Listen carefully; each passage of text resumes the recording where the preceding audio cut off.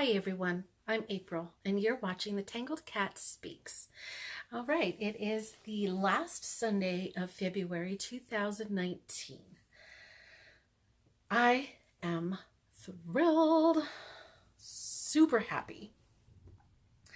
I finished my Bear shawl by Fiber Tales. It's huge. It is so huge and it is so nice and light. This yak yarn is amazing. I didn't tuck in my ends. I'm still calling it done. Whatever. So this is it. Oh, she's beautiful. Look at that. It's even wider than my wingspan. I love it so, so much. It blocked. I didn't even really do a heck of a lot of blocking. I washed it, let it sit for a while, wrapped it in a towel and stepped all over it. And then I laid it out on the mats and just kind of made sure that, the edges were flat. I used those knit blockers, I think they're called, from Knit Picks.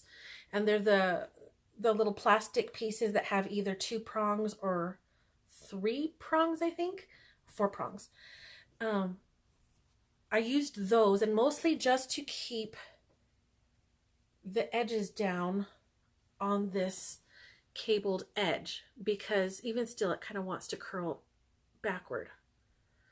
So I just used those, at random intervals to pin down that little garter selvage so that they wouldn't keep wanting to curl back as much as it was before it was blocked. So I did that. I didn't pull it a whole lot because I didn't want to overstretch, because this is actually, I can see through this. There's another end. Let's put it back there. But it's very light and airy, and I didn't want to overly stretch it, mostly because I wasn't sure how the join here, where you joined the body of the shawl and the applied border, I didn't know how tight that was going to be, so I didn't want to overly stretch this and then have this not be open enough for it to accommodate what I stretched the body as, and then it ends up curling. So I was very careful not to stretch this, so I basically just kind of smoothed it with my hands a little bit, and it stayed perfectly fine. I only needed a few of those blocker pin things along the outer edges. I think I put like maybe 4 on either side, and then 1 up here at the tip.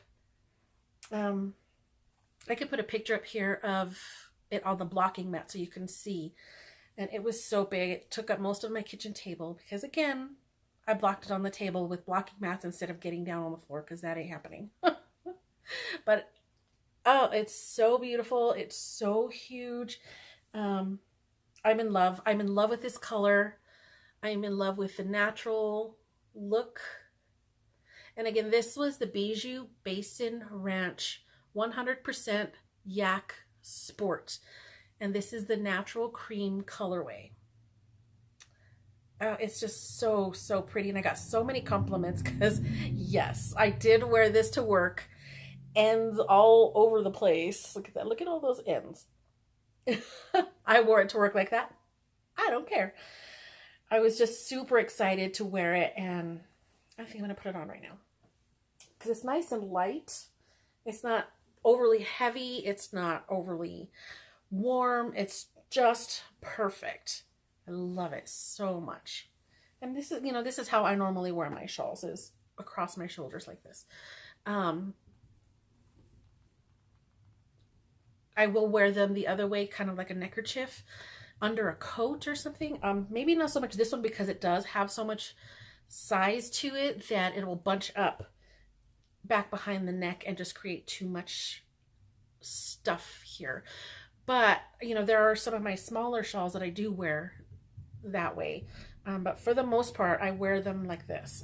My shoulders and my upper body, I need to keep warm. So that's what I do. And I love it. Look at that. Look at those cables. The the popcorns. I had so much fun making those. I don't know if I mentioned it at any time when I first started the shawl, but I learned to make the nups by knitting backward instead of constantly turning my work.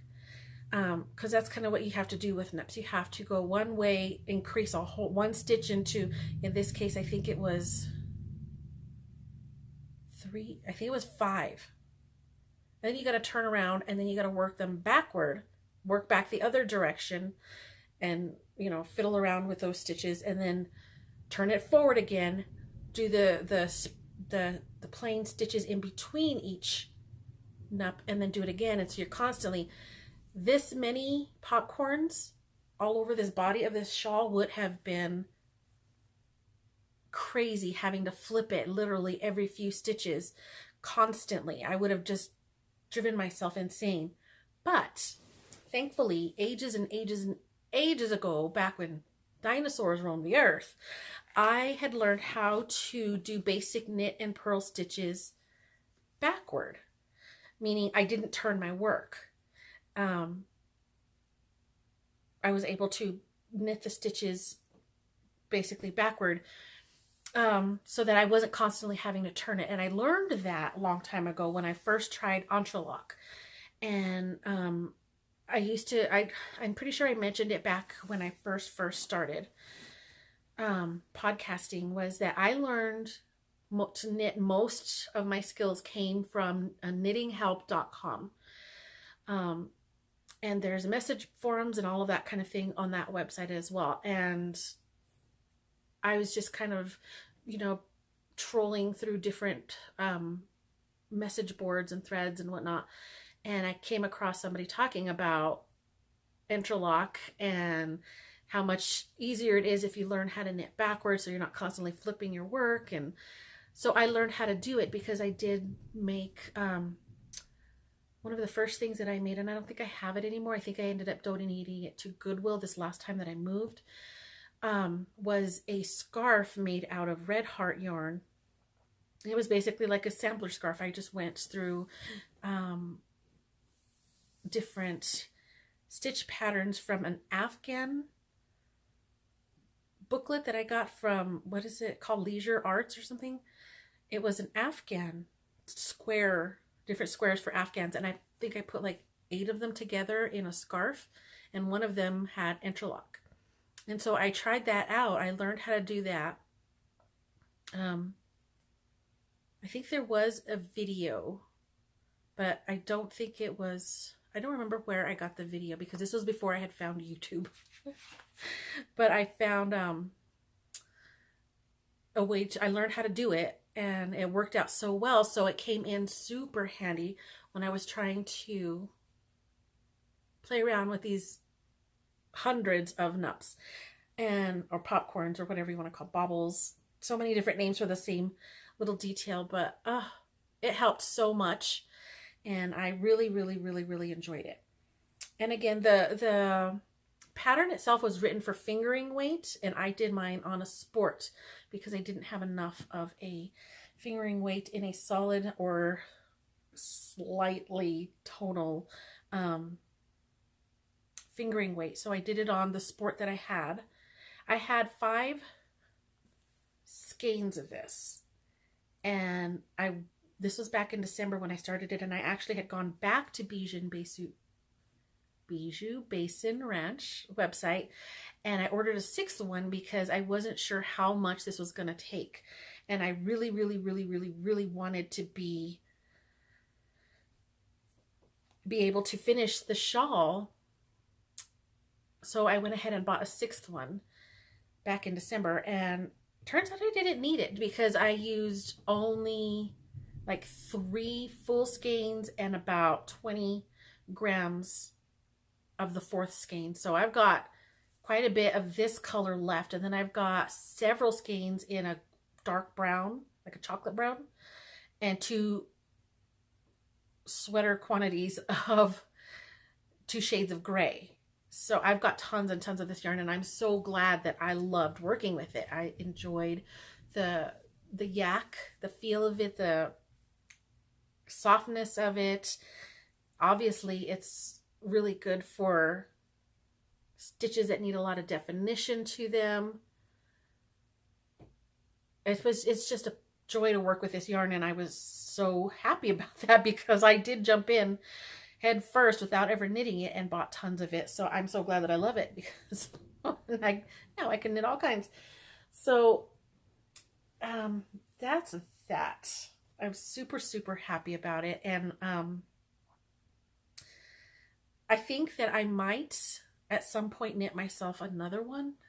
Maybe. It's rare for me to knit the same pattern more than once, but I think I might like that one in a darker gray if I don't choose to make a sweater with the gray that I have. So we'll see. That's all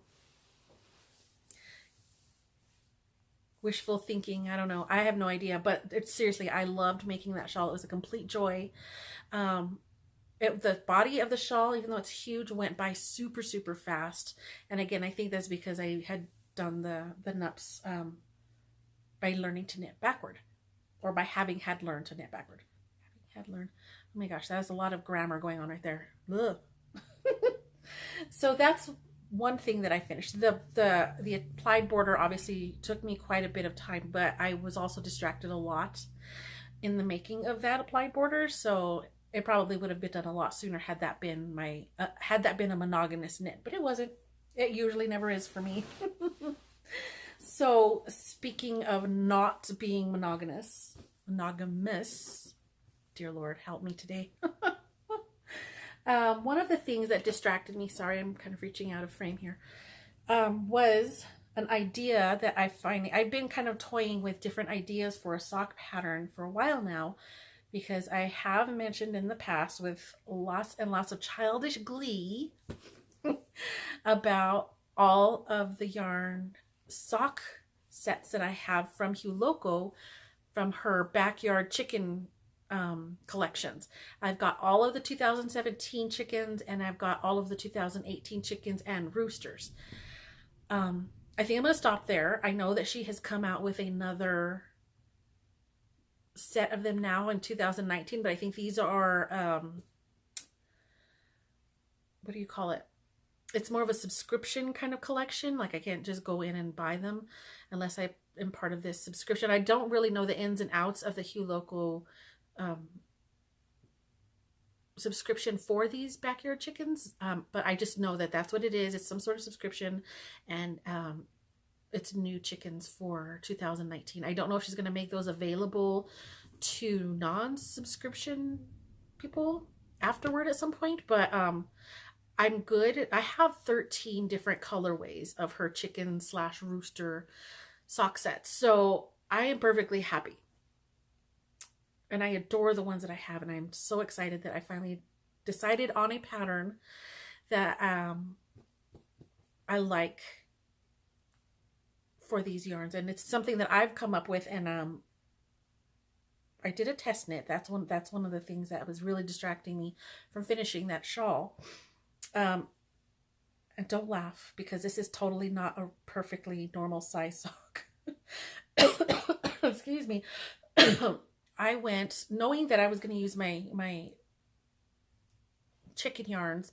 I didn't do those for the test knit. I basically knit this up as a swatch kind of thing. So it's a sock, but it's a mini sock in length, but it's a normal size, adult size sock in circumference. It's very strange. So anyway, so it's 3 different colors, because that's what the sock sets for the chicken yarns are. You've got one full skein, 100 grams of one color, and then 2 complementary or contrasty 20-gram minis. So 3 colors, and I wanted to use all 3 colors in the sock design that I was coming up with. So I went through my stash and I got a whole bunch of I was diving in through all my minis, and I found some that I thought were really, really fun to work with. So this is the sock in essence. Again, this is 66 stitches around. And then because I ran out of this color, the foot is way short. So this really probably wouldn't fit anybody unless they had super short, really fat feet. maybe a Hobbit. I don't know. But this is what I'm doing. So this color here would be the main sock color in the set. And then the two contrasty colors up here. And then obviously I've got them singled out in the heel and the toe. And what I'm thinking is I would probably knit the second sock with the colors opposite. And of course you don't have to do that. That's just kind of, you know, an idea that I was playing around with. But this is what I'm doing, and it's going to be two colored cables, and then, you know, you can see the way that they twist, and then down here is, I don't know if you can see it, but the lace pattern I've chosen mimics that swirly, twisty look going down the sock. And I did a Fish Lips Kiss heel, but I am going to, the same way that I did with the bee socks that I made recently. I made those with a Fish Lips Kiss heel, but I did write the pattern for a standard slip stitch, not slip stitch, what's the word I'm looking for, short row heel. And I'll do that in this pattern as well. I will put instructions for a standard short row heel, but I did do this test in the Fish Lips Kiss. And watching the Mean Girls Knit podcast recently, Rebecca mentioned doing a pair of socks where she did the Fish Lips Kiss heel as the toe. And I was like, oh, like mind blown. Like, what are you even saying to me right now, Rebecca? Really? Why did I never think of this before? And I did. This is the Fish Lips Kiss heel as a toe. So really all I had to do was figure out which side I wanted it to start on. And I chose to do as if the heel were coming this way. So I did it on the opposite. I don't know how to explain what I'm saying. So when you do your heel, you know, you pick a side, you pick your half of your stitches, and then you work it. When I did the toe, I did it on the opposite side so that later on you're going to do, you know, the decreases and then you build it back up. But that leaves you with stitches that you've held here on another needle or stitch holder. And then you've got your live stitches from the heel toe that you just finished. And you got to graft all the way across, which is, I think that's the only downside about it, was instead of grafting or Kitchenering like 12, 16 stitches here, I had to do 32 across here. Now that's not terrible. I do enjoy doing the Kitchener, but I know that a lot of people might not. So I'm not going to write my pattern that way. I'm going to write it as a regular wedge heel. I'm sorry, I keep getting them confused. A regular wedge toe. But it worked. I was very curious to see if it would actually work. Thank you, Rebecca, for putting the idea out there, because way cool. But so this is my idea for backyard chicken socks. So I think it's going to work out really, really cool. I really do love this color combination. These have nothing to do with the backyard chickens at all. Again, this was just stash leftovers, but I love how the colors kind of play together. I wish that I had enough to make 2 full-size socks, but it's cool. This is my sample. This is my test, and I can just like hang it somewhere. Isn't it way cute? I love it. This is going to go on display somewhere, but that's that.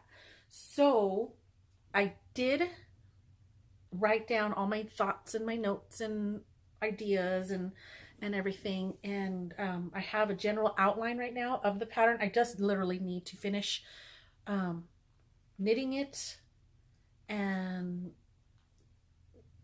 seeing if I can get my friend to test knit for me again and just type it up, and it will be ready. I'm hoping to get it ready within the next couple of weeks. to put up for sale, but I have started one of the chicken colorways, and this is, don't look at the state of my balls right now. They are terrible. They're all over the place. But this is the light Sussex colorway. And this is, again, Hue Loco Backyard Chicken Collection, light Sussex colorway. And this is, I believe it's the Phyllis sock yarn base. So super cool, super contrasty. Love it. And this is the beginning of my first sock. So absolutely loving it. I did have to make some adjustments here because in my test sock, I had done it way too tight. There's no give at all in the cable area. But I did remedy that, and I'm in love. So I'm just going to finish writing that up. And I have come up with a name for my sock. Did you know that back in ancient Roman times, chickens to them were sacred? And they did a lot of divination and reading of signs based on the actions of their chickens. And they even took chickens with them into battle in these cages. And then when the chicken keeper, the sacred chicken keeper, who is called a Polarius, when he would take the chickens out of their cage and try to feed them based on how enthusiastic they were at being fed at that particular moment, let them know whether or not it was going to be a good day for battle.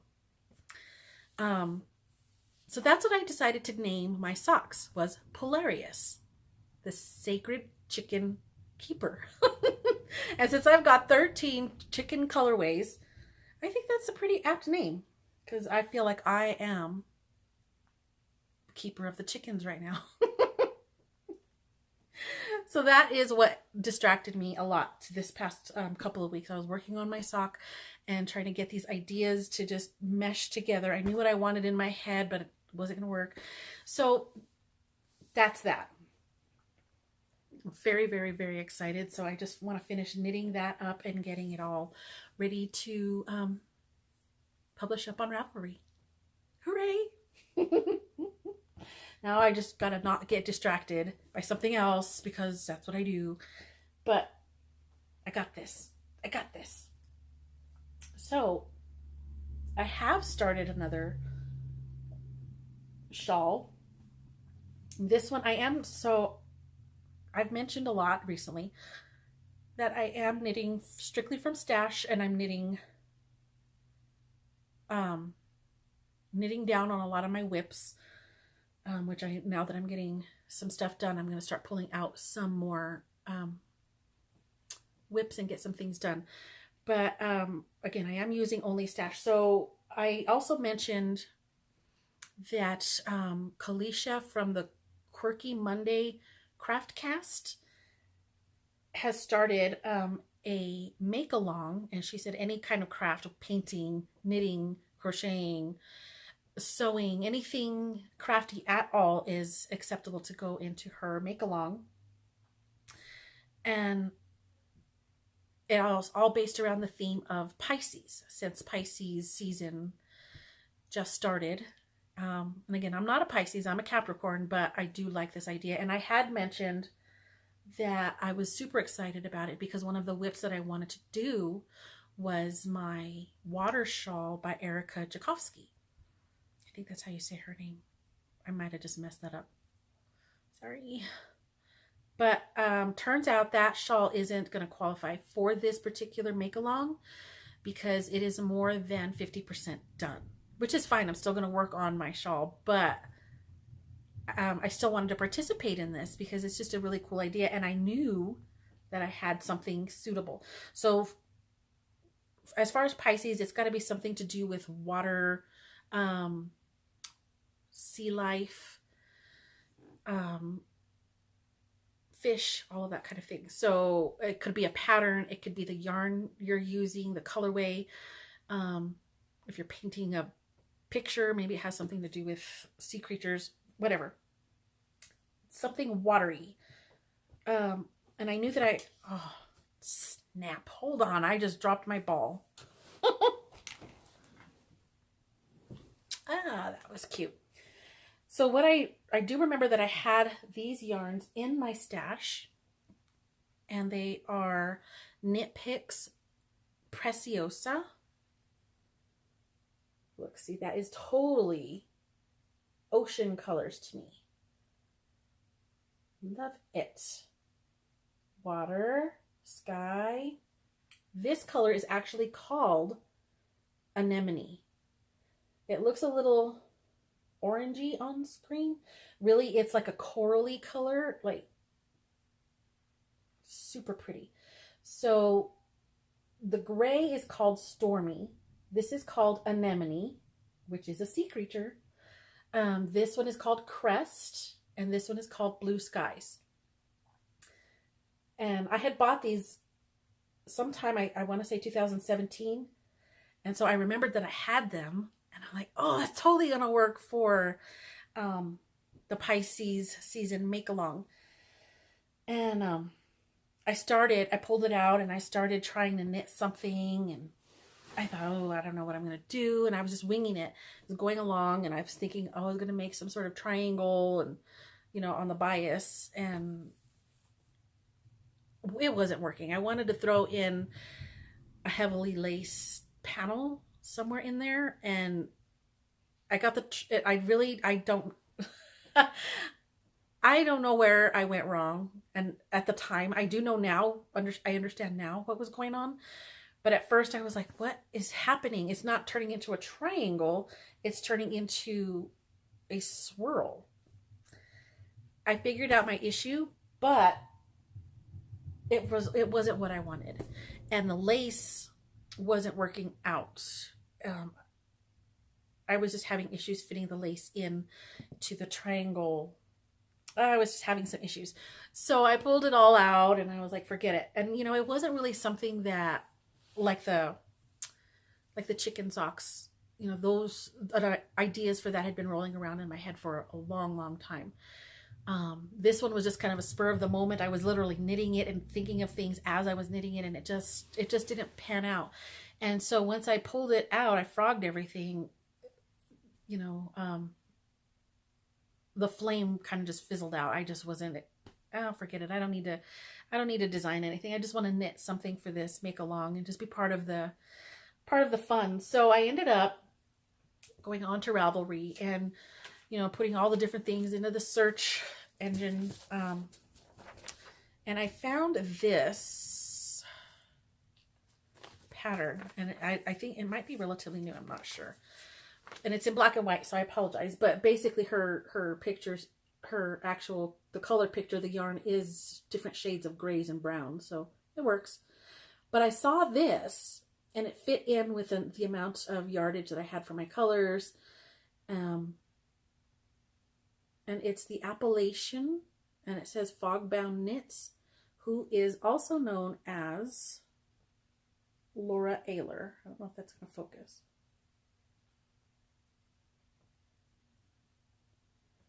No, it doesn't want to. Anyways, so I was thinking that this here would be a nice detail to kind of make my coral reef using this color. This was going to be my accent color. So that's what I've started. I've got the beginning triangle, and this is all garter, so super squishy. And I'm showing you the back side because I'm lame. And I've started the color work, and it's mosaic knitting, so it's really fun to do. And this is going to be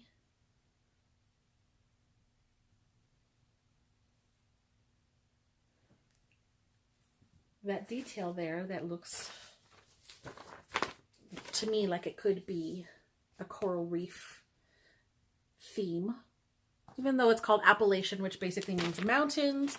But I mean, isn't that what coral reefs are? They're kind of like natural little mountains under the water. I know it's a stretch, but I'm going to make this fit into the make along. So I'm super excited with how it's working up. And the colors are just so super pretty. I've got 3 colors going right now. And I can't wait to join this color because of all of them, this is my favorite color. I'm so excited. So that's what I've been working on. And it's going rather quickly, actually, because it's worsted weight. And let me get you up close. This is very, it's almost like it's a singles, but in a worsted. It's very loosely, I don't think it's plied. I don't know if you could see. It's very, it's almost like roving kind of. There's no ply to it. And it's not superwash. So, I mean, you could see how easily this would felt, but it's super soft and squishy and beautiful. And I don't know if you noticed, it's tonal. So you can see in the gray area, it turned out so pretty. And that was another thing that I was worried about too when I was kind of trying to design something by the seat of my pants with these yarns, because I only got one of each color. And I was afraid I was going to run out, you know, making something up on the fly and then, oh, dang it, I don't have enough to finish. So that bothered me. And I went to Knit Picks just in case I needed to finish the project. And no, those colors are discontinued. They still have that kind of yarn, but just not in those colors. So that was another reason why I just kind of fizzled out on designing my own pattern. And I decided to go with this Appalachian shawl. Loving it. So I'm perfectly fine with that. But yeah, I was kind of a bummer that I didn't, that you can't get those colors anymore, because I really like those colors. They're super pretty. I'm glad I got them though. And you know, before they went away. Okay, so that's really all the knitting that I have. I got some other things to talk about, but as far as knitting specifically, that's it, because yeah, that's been my 2 weeks. So I'm going to show you some things that I bought.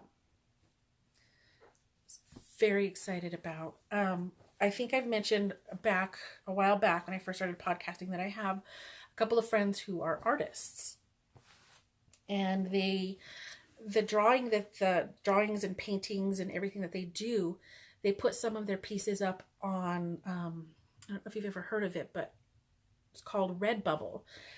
And I think they also put it up on Spoonflower.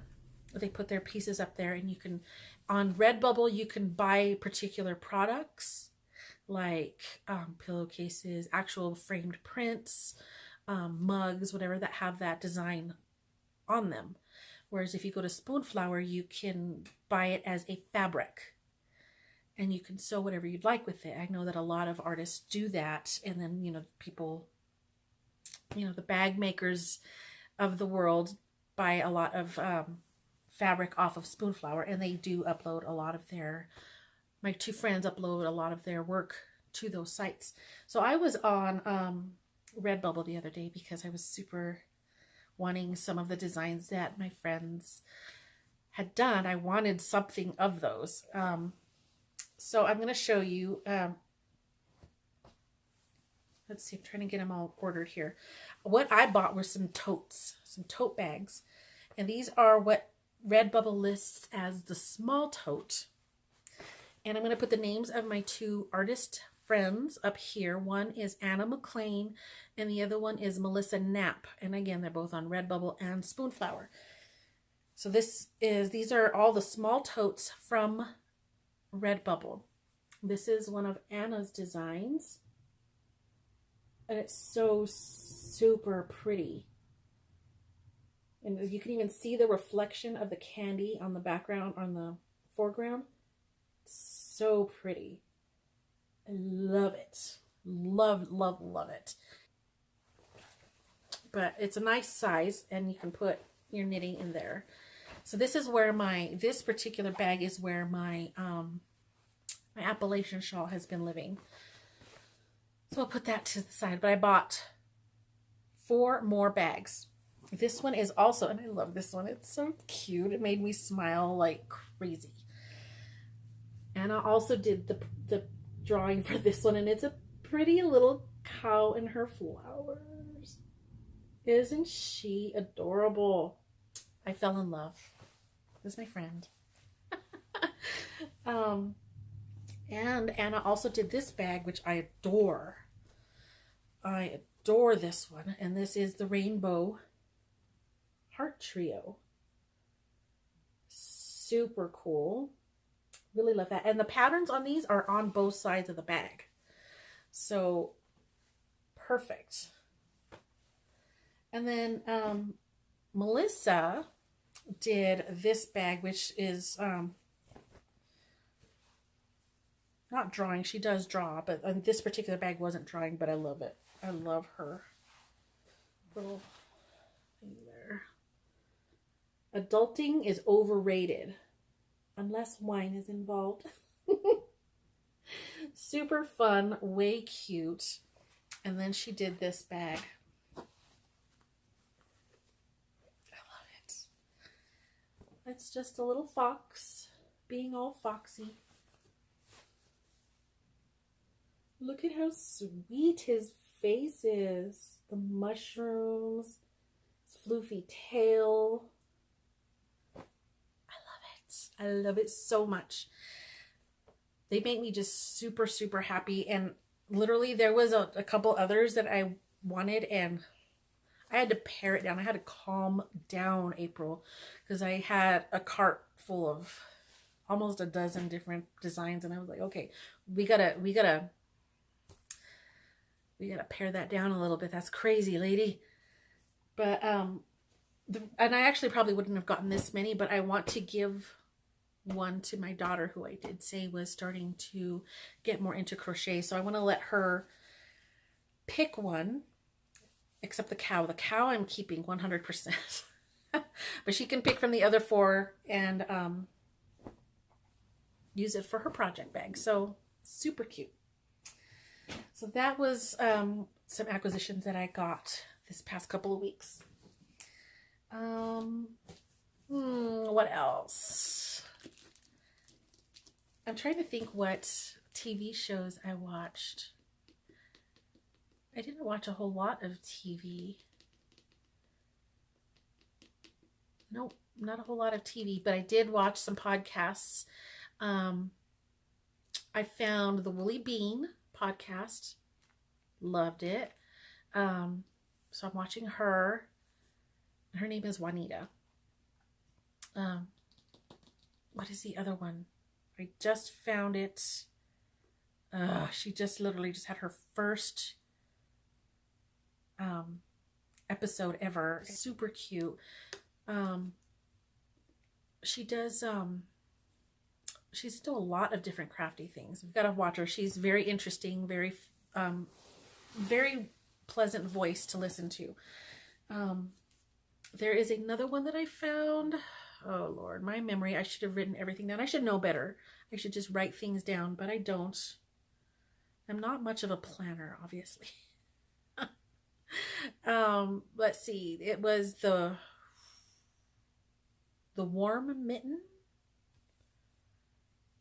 I know it's a mitten, because I think she says she lives in the mitten of Michigan, which I'm assuming is by the shape of the state.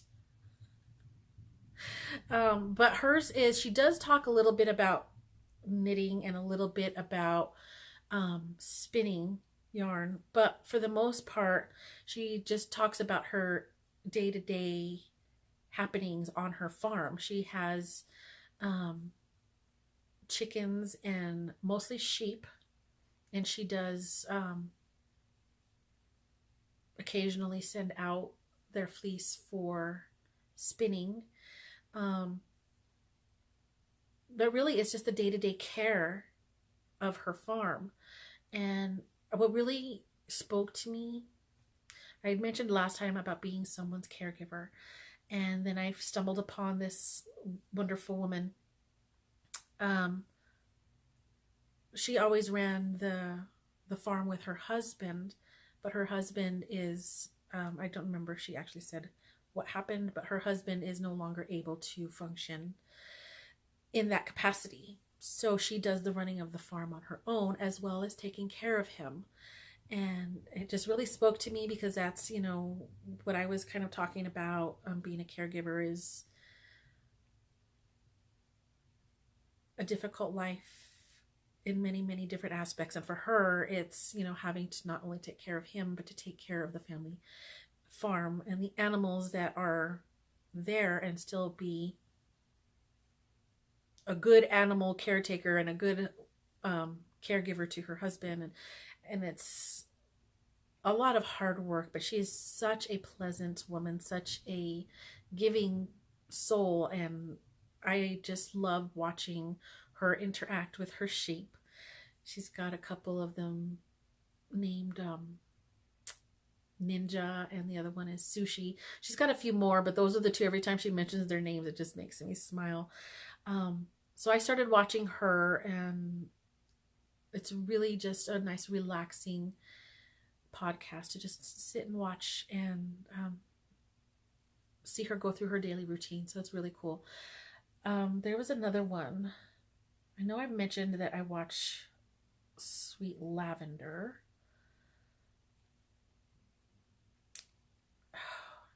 There's another one I just started. I don't know. Sorry, I'm still kind of caught up on the whole caregiver thing. But that's what I've been watching for now.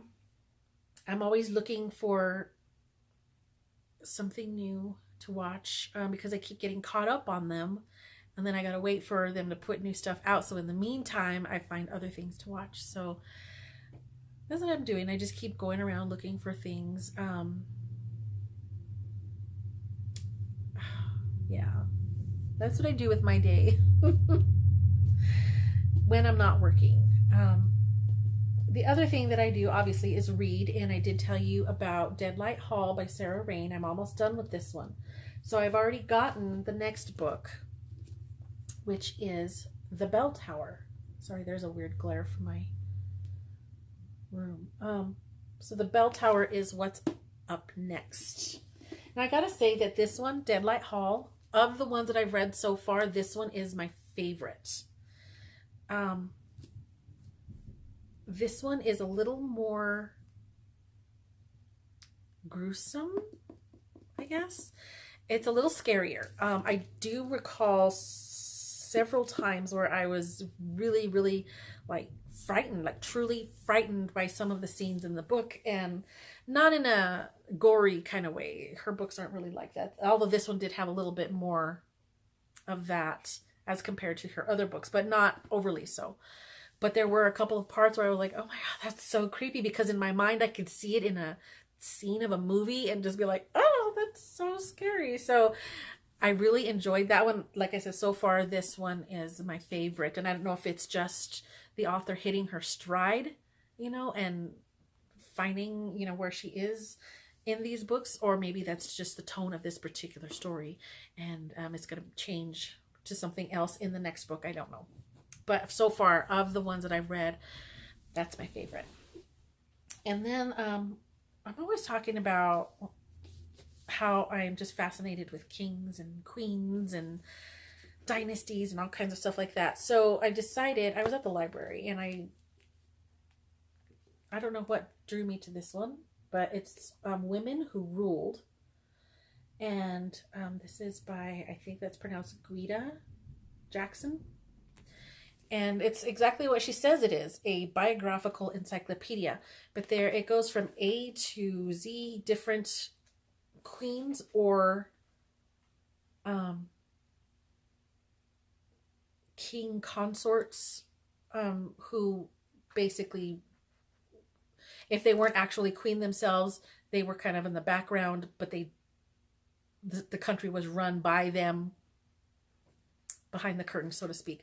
So it's pretty interesting. It's got all of these different entries, different dynasties, different eras, different countries, different regions of the world, not just European. It's all over. There's African and Portugal and France and Netherlands and all different kinds of areas. And it's really, it doesn't read like a novel or a documentary or anything. It's literally these short blurbs like an encyclopedia. They're in alphabetical order according to the first name of that queen or ruler or regent. But it's fascinating. It's just fascinating. And it kind of, some of them, it kind of makes me want to go and study some more on a particular one.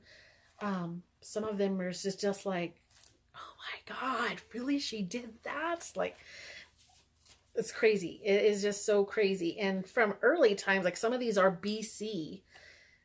It's crazy. And then some of them are, you know, right up to current times.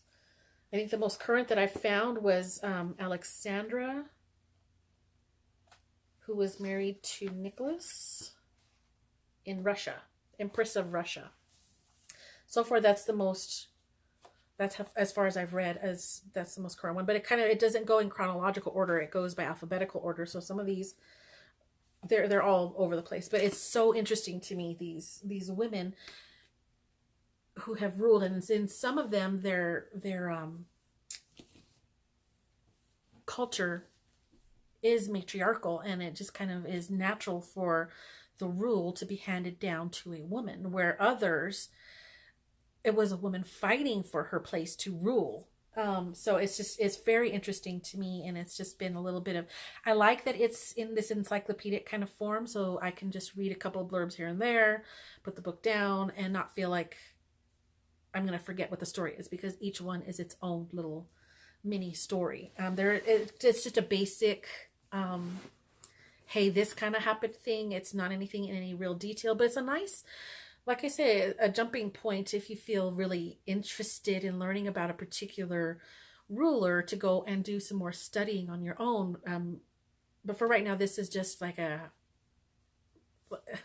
cool little, just sit and read and take some time out and learn something, you know, find out something really fascinating about life. So that's what I've been doing, is reading all of those things. I haven't really been doing a whole lot more. Just working and, you know, trying to spend some time with my family, and just doing things here and there. So I'm going to go ahead and end it there, and I will see you all the second Sunday in March. And I hope that you all have a wonderful couple of weeks, and that you are spending time with the ones that you love, that you are doing things that make you happy, crafty or otherwise. And I will see you next time. Thank you for coming by. Bye.